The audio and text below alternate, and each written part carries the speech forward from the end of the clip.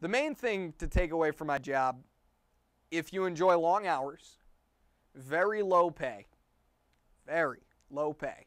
Like I was making more as a pool manager in college than I do now. And you like people pretty much yelling at you all day long, you're going to love this job.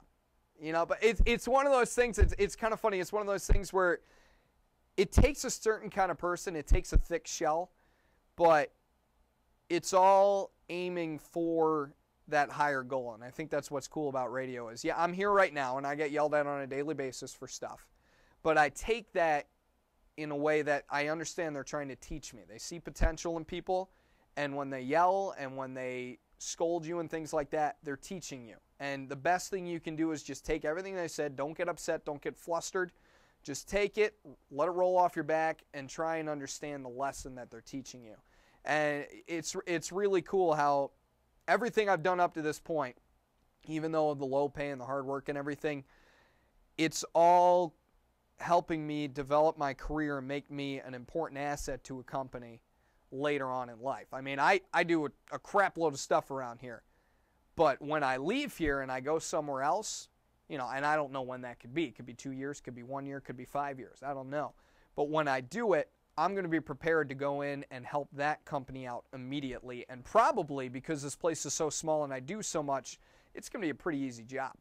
My goal, and it's shifted a little bit, my goal when I first got out of school was to be a sports talk host in the top 10 market. That was my goal when I first got out. But as I've worked here and as I've learned the business a little bit more, I think what I want to do with it is I want to become an operations manager. I want to be somebody that runs the station. I still want to be on the air, and I still want to be doing sports talk radio.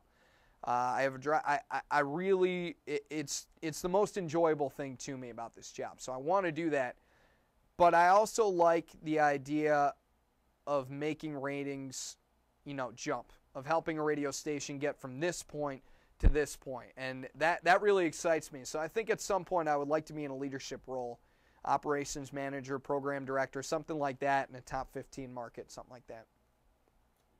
When you have an internship, and make sure you take plenty of internships, when you do your internships, take the initiative. You know, don't sit and wait for people to assign things to you. Ask questions. Ask, hey, can I do this? Hey, do you mind if teaching me a little bit about this? And the more you ask, the more they're going to help you. Because, you know, people in broadcasting, it was funny, when I first started out in broadcasting, I didn't understand why people who had been in it a while were such jerks and never wanted to help anybody out.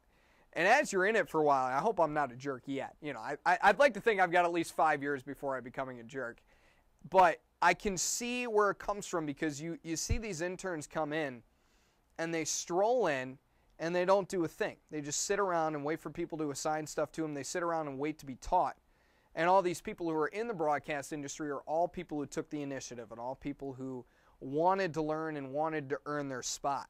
And so I can see how people would get frustrated and not want to help people out who aren't willing to go that extra mile and learn about it. So the more you take the initiative and the more you interact with the people that work at the radio station, the more they're going to offer to you. And later on, the more they're going to give you to do. You know, with my internship, when I worked at ESPN, I was an intern, technically, but midway through my internship, I was their midday production person, and I was their assistant producer and board op for their afternoon drive show. I didn't get paid for it, which was fantastic for them, I'm sure. But because I took the initiative and because I would stay late, I wouldn't go home right when my shift ended. I would come in early, and I would stay until 9, 10 o'clock at night working on things. And because I did that, I earned my place. And anybody who's looking at internships, I would definitely recommend do everything you can to learn as much as you can hands-on.